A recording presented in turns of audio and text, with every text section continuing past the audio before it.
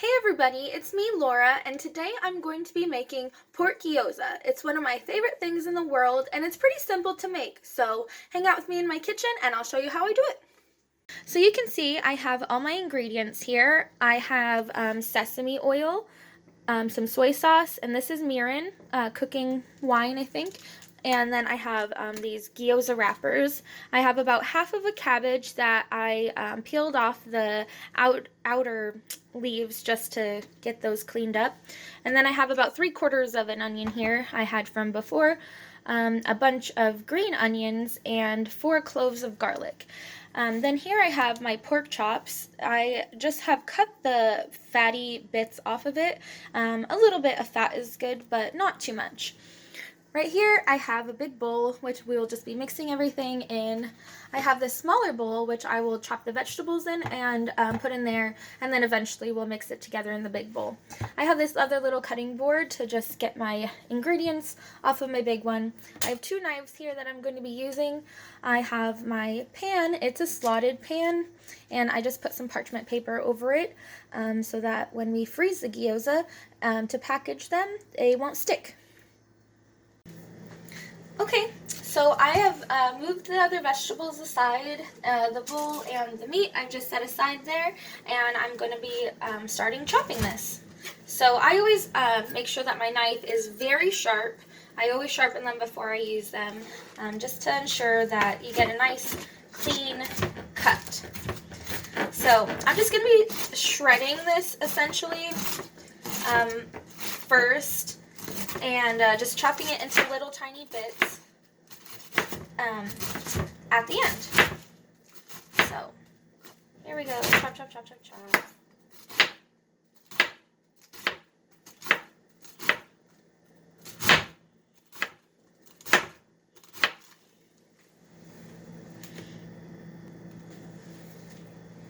So I've got my cabbage to this stage where it is nicely shredded, I would say, but that's still way too big for the gyoza. So I'm just going to turn it and start chopping it some more this way. Chop it very small, very fine, because you don't want a huge chunk of cabbage in your gyoza. So I've got the cabbage to this point all, chopped pretty finely, but I'm just going to run my knife through it one more time and just make it really fine. I love cabbage, and so I use a lot of it. Some people choose to use less and have their gyoza be more meaty, but I really love a lot of vegetables in my gyoza. So that's why I choose to use a lot of green onion, like a lot of onion, and a lot of cabbage. It is one of my favorite things to eat. I could eat gyoza probably every day, maybe twice a day, because I just really love it. And I was going to a Thai place, and they have the best gyoza. I haven't been able to find any other place that makes it like them. And so, I just would go there all the time, but I can't be spending, $7 on, 8 little gyozas every single time I want it. So, I thought, why not learn to make it myself? So that's what I did, and I make it probably twice monthly because it doesn't last very long in my freezer. So alright, I think that this is pretty well chopped, and so I'm just going to start transferring it into this bowl. And some people, when they make their gyoza, the one video that I watched, she used a Japanese cabbage, I believe, and so it's a little bit different than this, and she put salt in the cabbage and let it sit while she chopped the other vegetables, and that just helps it release some of the moisture that's in there. But personally, I don't find it to be an issue, and so I always choose to forego that step. I don't bother putting the salt in because we will be adding soy sauce later, which will make it salty, and I like that extra moisture in there. It just makes them very plump and delicious. Alright, so now I'm going to move on to the green onions, and I've just grabbed my garbage bowl. You know, thank you, Rachel Ray, for teaching me about a garbage bowl, so I don't have to be running back and forth to the garbage every time I cut something. So I'm just going to be chopping the ends off, peeling the little bits of thing off of this. I don't even know. They have like layers upon layers, like an ogre. So just peeling this off. Okay. Alright, I guess I'm satisfied. And then I always just line them up. I don't know why I waste so much onion, but I chop the ends off because I don't like the look of them. And then I chop them in half. And then I just start chopping, chopping, chopping. So, here we go. And this is where your sharp knife really comes in handy. I have tried chopping green onions with a blunt knife, you know, not very sharp, and it's almost impossible. It never wants to cut through. So, I went to culinary, and they teach you to keep your fingers all curled up like this, but I find it a little difficult because I injured my hand, and so if you see me sticking my finger out a lot, it's just because my finger is a bit numb, and I don't really like to touch things with it. So either I'll curl it up away from everything, or I'll just keep it stuck straight out. And that was actually a cooking incident that happened. I was a little bit tipsy and decided I wanted to make guacamole, but I wasn't using the proper knife, which is a very important thing that you need to do. Use a big knife when you are taking out the core or the pit of an avocado, because you will mess yourself up. I tried to stab it with a little paring knife because I couldn't, you know, get it out the right way. And I ended up stabbing right down into my hand, right there. And I actually have, like, no feeling in this finger, except when I touch it, it burns. So it feels like, you know, possibly a nerve was damaged a little bit. I'm not sure. But that is a repercussion of not using the proper knife skills. You need to make sure you protect yourself, because it is no joke. I thought I would never be able to braid my hair again. But here we are. So I'm just going to finish chopping these up. I'm going to run my knife through them again, chop, chop, chop, chop, chop, and then I will transfer them to the bowl. See, I'm just chopping them up very finely, just like the cabbage. We don't want a big hunk of onion in our gyoza. So here we go. Just going to finish this up, and I'll meet you right back. So I have added my green onions to the bowl, and now I'm going to start on cutting this onion. I'm going to leave this intact. I have a little nub here that's been cut off, and so I'm going to use that to help me stabilize the onion. And then I am going to just make small incisions this way, not cutting all the way through it, so it'll still stay together. But I'm going to... Oh, I lost a piece there. Whoops. And a fun fact here. I'm already crying from chopping the green onions. Who knew green onions could make you cry? I have found that out the hard way. So, just keep making the little cuts. And now we're going to turn it on its side. Lost a little bit there. That's fine. We'll just chop that up later. We're going to turn it on its side and do the same thing the other way. So we're going to have little, like, onion straw type things. And this just makes it so easy to get nice, tiny, little uniform pieces of onion. Lost another one there. So just slice, slice, slice, slice, slice. Don't slice your finger. And then, yes, here we go. Ouch, time for the magic. Now I'm going to cut the onion this way, and voila!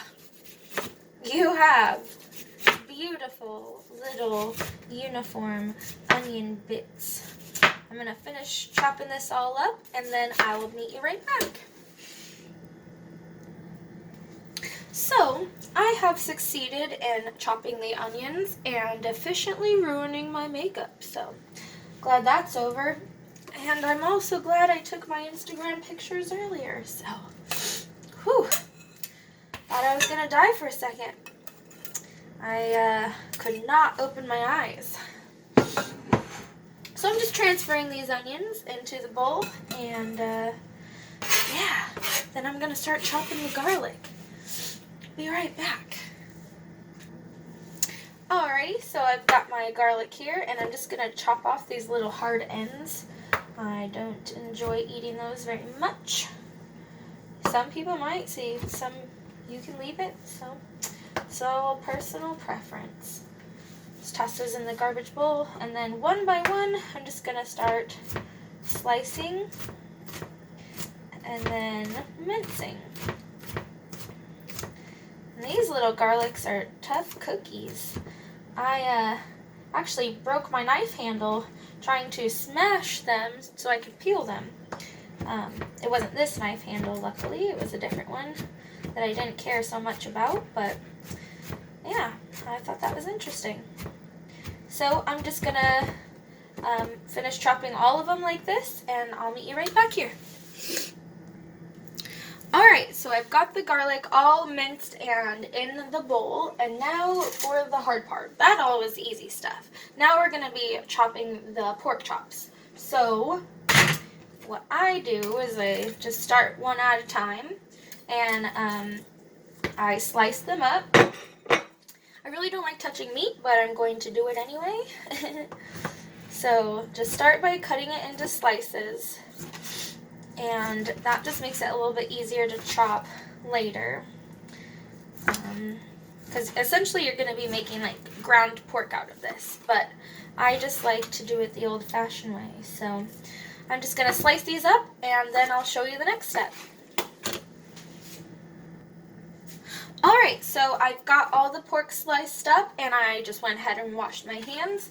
And I am going to get that underway, and I'll show you what it looks like in a moment.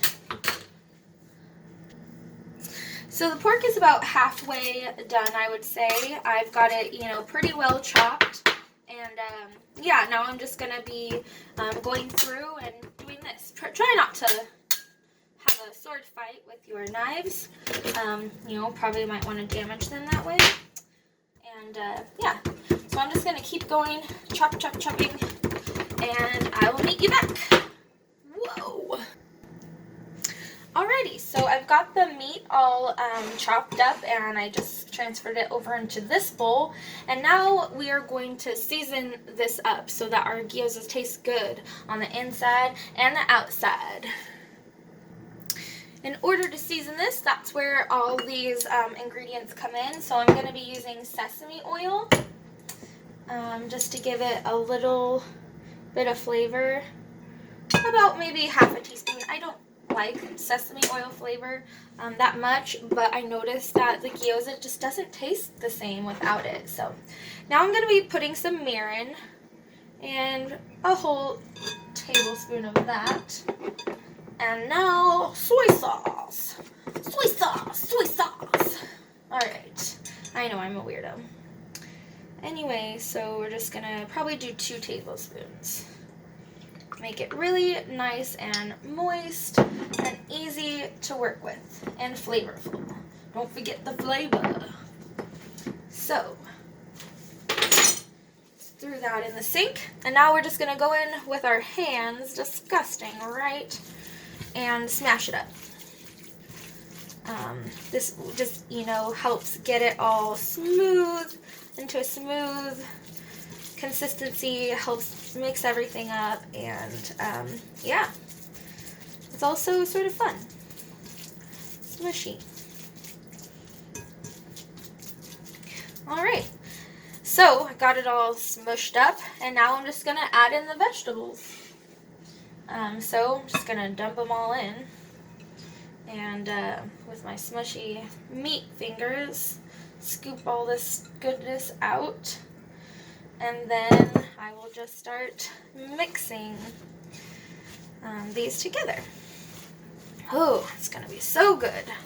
The meat really just acts like a binder. If I knew a way to make it taste good without putting meat in it, I probably would. I've tried mushrooms. I put mushrooms in some before, and that was really good, but it just didn't have that same meaty texture on the inside, so, and not the same flavor either.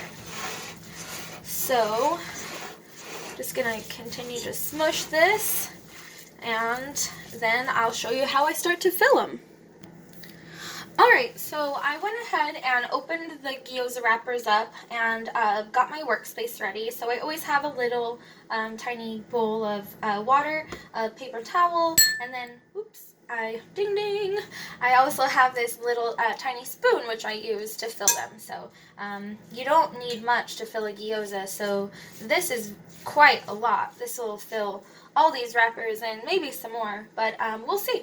So I'm just gonna pick up the wrapper and make sure it's just one, and then you will place your filling inside. So you just put it in there, and I try to make it like a little ball. I usually end up overfilling the first few just because I am overzealous, but then you dip your finger in the water, go around the edge so that it will seal, and then you fold it. I always pinch the corners together, and then I make the little fold. I can use the spoon sometimes to help push the filling down, and then I just do it again. Another fold and another. Sometimes you can get 4 little folds, or I guess 3, but sometimes you can only get 2 if you fill it too much. So just press the edges together, make sure it's sealed really well, and then you place it on your sheet pan. So I'll show you again how I do it, faster this time. Just pick a little up, not too much, and plop it in.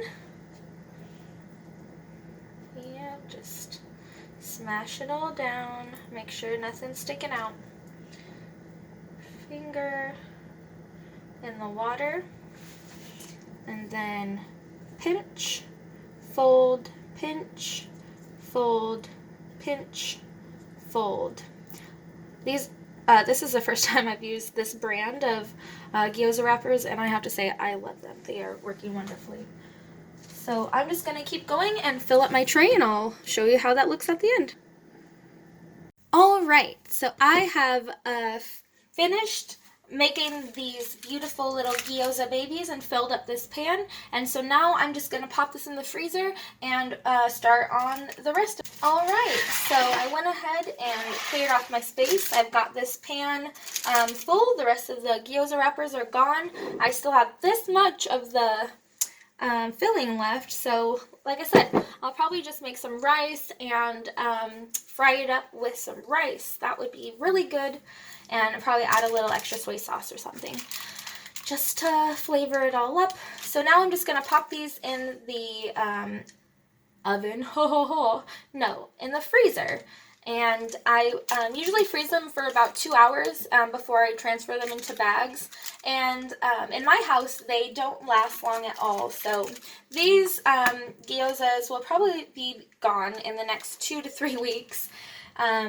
Just because I love to make it, and it's a quick late night snack, or, you know, in the afternoon if you want to. I love ramen, so I have a lot of ramen noodles that I eat, and I usually make a little bit of gyoza to go with it.